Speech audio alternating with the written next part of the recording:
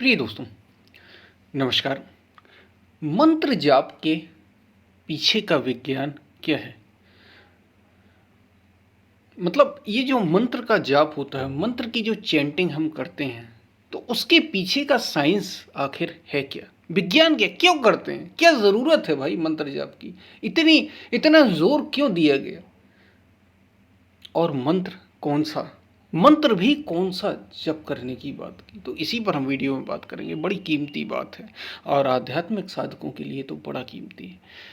तो इसी पर हम बात करेंगे। उससे पहले अगर आप चैनल पर नए हैं तो सब्सक्राइब भी करें। वीडियो पसंद आए तो शेयर ज़रूर करना, जितना भी आप शेयर कर सकते हैं, जहाँ भी आप शेयर कर सकते हैं। और सब्सक्राइब भी करना चैनल को।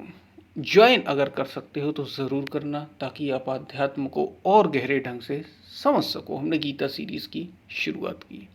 हम चलते अपने वीडियो की तरफ। प्रिय दोस्तों, मंत्र जाप की बड़ी महिमा बताई गई है। और अगर आप नवदा भक्ति आपने सुना हो, जो भगवान राम ने माता सबरी को बताई थी, प्रथम भक्ति संतन कर संगा। नवदा भक्ति यानी भक्ति के 9 अंग, और जो 9वां अंग है वो पूर्णता है। पूर्णता मतलब पराकाष्ठा तक आप पहुंच गए, आपने उस सत्य को पा लिया, योग में स्थित हो गए। तो उसमें भी मंत्र जाप का आता है। 5वीं भक्ति कहा जाता है मंत्र जाप मम दृढ़ विश्वास। पंचम भगति सुवेद प्रकाश, यानी भक्ति के 9 अंगों में से 5वां अंग कहा गया है कि मंत्र जाप करिए और दृढ़ विश्वास के साथ करिए। तो क्या साइंस क्या है? ये मंत्र जाप क्यों, चैंटिंग क्यों मंत्र की? देखिए, मंत्र जाप और भी आप अगर शास्त्रों में पढ़ें तो मंत्र की महिमा है। हर जगह मंत्र ही दिया गया। रामायण में भी मंत्र दिया जा रहा है, हर जगह मंत्रणा की गई। लेकिन यहाँ मंत्र जप की बात की जा रही है, यानी चैंटिंग की, मंत्र के चैंटिंग की। इसके पीछे का साइंस है क्या? विज्ञान क्या है पीछे का? क्यों इतना बल दिया आध्यात्मिक महापुरुषों ने, जो सत्य के पथ के पथिक रहे, उनने इसकी बात विशेष रूप से की। तो क्या इसके पीछे का विज्ञान क्या था? और कुछ नहीं था। हमें क्या है? मन को रोकना। मन को ही तो रोकना है। महर्षि पतंजलि क्या कह रहे? योग क्या है? योगस चित्त वृत्ति निरोधा। चित्त की वृत्तियों का निरोध, रुक जाना ही योग है। क्योंकि मन रुकता नहीं। एक ना एक विचार, आप हो सकता है एकांत में बैठे हो और हो सकता बड़े शांत हो, तब भी सूक्ष्म रूप से कई सारी तरंगें उठती रहती। वृत्तियां वही है, तरंगे, वेव्स जो होती हैं, तरंगों के रूप में वृत्ति उठती रहती, कोई ना कोई संस्कारों के, क्योंकि संस्कारों पर आधारित है। और योग क्या है? इन्हीं चित्त की वृत्तियों का रुक जाना। यही योग है, यही ज्ञान है। ज्ञान घटित हो जाता है, योग घटित हो जाता है, भक्ति घटित हो जाती है, यदि चित्त की वृत्तियां निरोध हो जाए, रुक जाए। और मन, यानी कुल मिलाकर यह है कि मन रुक जाए। मन मरा माया मरी। माया मरी अगर मन मर गया तो हमें कुल मिलाकर मन को रोकना है। और मंत्र जाप के ये साइंस से निकाला। सोचिए, ये कितना शानदार, कितना अद्भुत विज्ञान हमारे ऋषियों ने, हमारे महर्षियों ने, योगियों ने, इस पथ के पथिकों ने निकाला है कि मन को रोकने का एक सरल माध्यम है मंत्र का सुमिरन, मंत्र जाप। और कौन सा मंत्र? क्योंकि मंत्र तो कई हैं।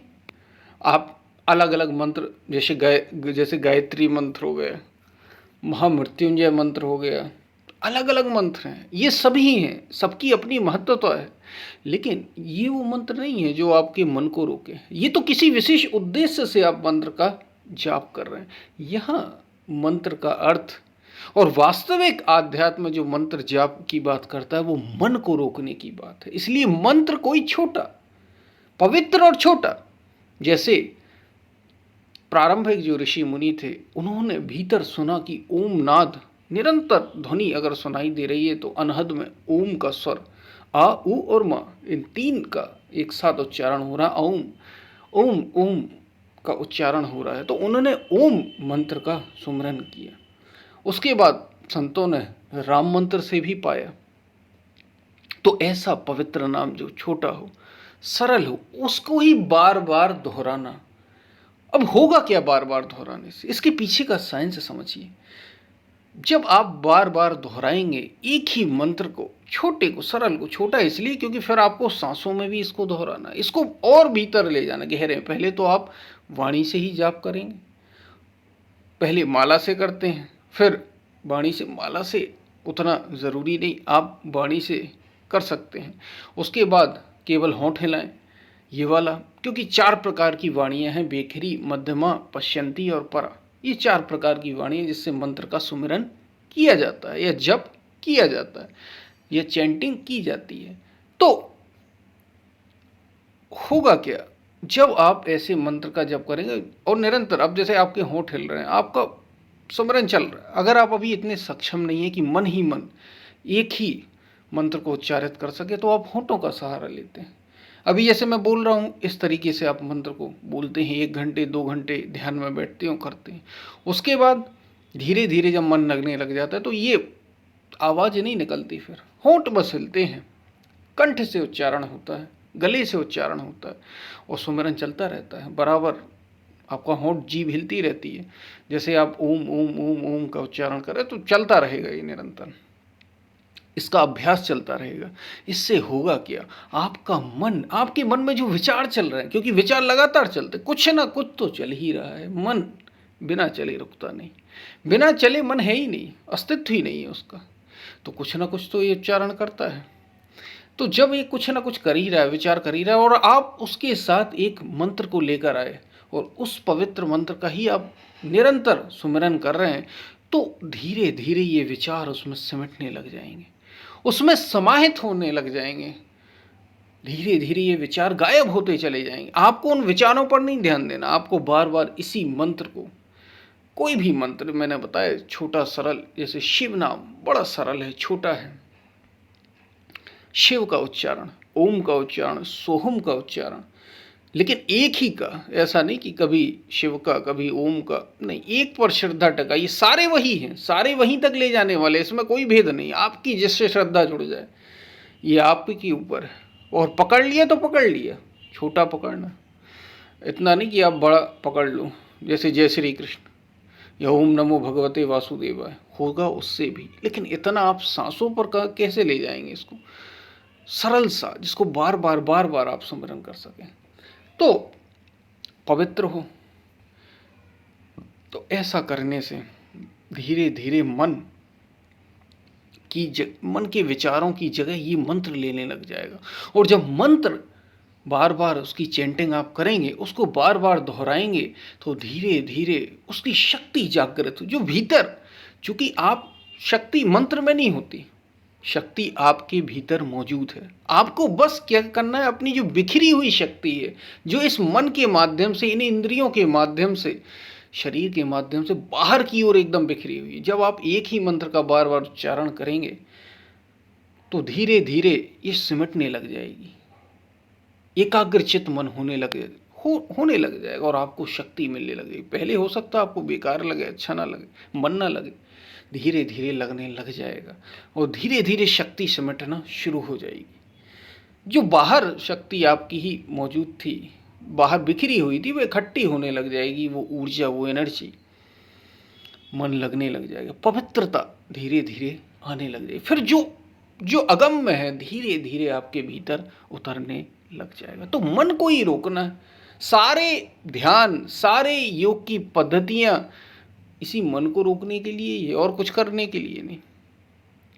क्योंकि मन मरा माया मरी, ये मंत्र जप के पीछे का साइंस है, विज्ञान है। और फिर जब आप ऐसे धीरे धीरे रुकने लग गया, अब मन शांत होना शुरू हो गया, यानी कुल मिला के इनवर्ड होने लगा, जो अभी आउटवर्ड था इनवर्ड होने लगा, भीतर की ओर मुड़ने लग गया मन आपका। फिर आप सांसों के सहारे एकांत में बैठें और फिर सांसों में उसी मंत्र का, ये शुरू में नहीं होगा, पहले आपको क्रम से चलना होगा।